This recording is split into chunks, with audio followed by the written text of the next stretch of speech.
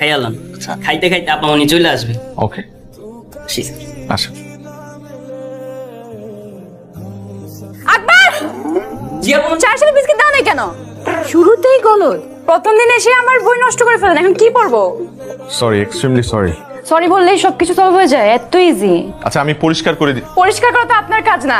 আকবর জি আপু। যা পড়ান। এখন কি করব? পড়াবেন।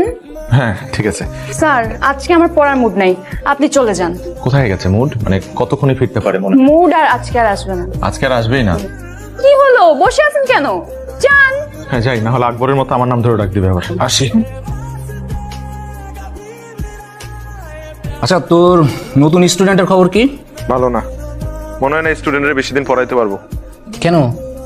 2 দিন হয়ে গেছে, এখনো বই খুলতে পারি নাই। এটা পড়তেই চায় না, পিচ্ছি কিন্তু ধান না মরিচের মতো। কথার কি জাজ ওরে বাবা। আপনি 6 মিনিট 37 সেকেন্ডস লেট। কয় মিনিট কত সেকেন্ডস? 6 minute 37 seconds. ঘড়িটার ব্যাটারি নষ্ট হয়ে গেছে তো তাই।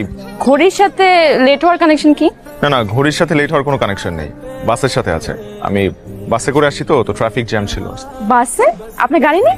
আমার গাড়ি থাকলে তোমাকে টিউশনি করাতাম না। তাই তো। এই মামা। মামাকে ডাকছো কেন? চলেন। কোথায় যাব? আগে চলেন তারপর বুঝবেন, চলেন। কোথায় বসবো? এখানে। এখানে কেন বসবো? আমার এখানেই পড়তে ইচ্ছা করছে আজকে। এখানে। এইখানে পড়বে তুমি? মাই গড। এখন স্যার হিসেবে আপনার দায়িত্ব আমাকে পড়ানোর। কিন্তু তুমি যা শুরু করছো এভাবে তো আমি তোমাকে পড়াইতে পারবো না। আমি চিটাগং ইউনিভার্সিটি পড়তে চাই, ঢাকা ইউনিভার্সিটিতে না। হুট করে তুমি ঢাকা থেকে চিটাগং ইউনিভার্সিটি কেন শিফট করতে যাচ্ছ? স্যার আমার বয়ফ্রেন্ড চিটাগং ইউনিভার্সিটিতে পড়ে, বুঝতেই তো পারছি। কার বয়ফ্রেন্ড? আমার। হোয়াট? পিচ্ছি মেয়ের বলে বয়ফ্রেন্ড আছে? পিচ্ছি? আমি পিচ্ছি না। না তুমি পিচ্ছি না, তোমার বয়ফ্রেন্ড পিচ্ছি। শোনো, তোমার এখন পড়াশোনা করার বয়স, প্রেম করার বয়স না। স্যার জেনজিরা পড়াশোনা আর প্রেম দুইটা একসাথেই মেনটেন করতে পারে। আর আপনি আজকে থেকে আমাকে চিটাগং ইউনিভার্সিটির অ্যাডমিশনের জন্য পড়াবেন, ঢাকা ইউনিভার্সিটির জন্য না। আমি তোমাকে চিটাগং ইউনিভার্সিটির জন্য পড়াতে পারবো না। আপনি না পারলেও আপনার পড়াতেই হবে। আমি বাধ্য না। আপনি বেনিফিট পাবেন। ছি রা, আমি তোমার স্যার। স্যার অন্য কিছু ভাববেন না, আমি আপনাকে টাকা বাড়িয়ে দিব। পিচ্ছি মেয়ে আমাকে টাকার লোভ দেখাচ্ছে।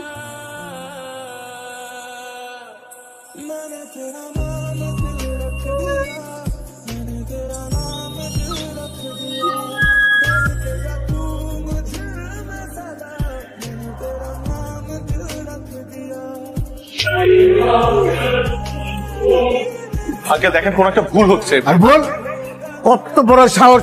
পার্কে গিয়ে আমার মেয়েকে প্রেম নিবেদন করছে, কত বড় সাহস! তুমি কি, তুমি এই বাড়িতে টিউশনি করো, তুমি চাকরি করো আমাদের, তার মানে তুমি এই বাড়ির চাকর।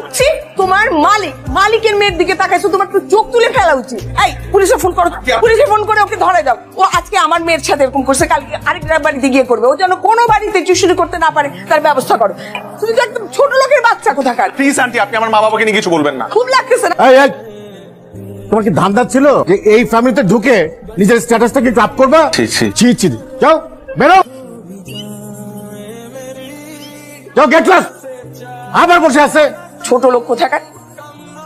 স্যার জেনজিরা পড়াশোনা আর প্রেম দুইটা একসাথেই মেনটেন করতে পারে।